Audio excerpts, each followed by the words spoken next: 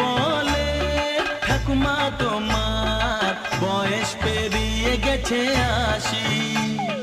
কে বলে ঠাকুমা তোমার বয়স পেরিয়ে গেছে ৮০? মনে তো হয় না দেখে কখনো, মনে তো হয় না দেখে কখনো বাঁধানো দাঁতের হাসি। কে বলে ঠাকুমা তোমার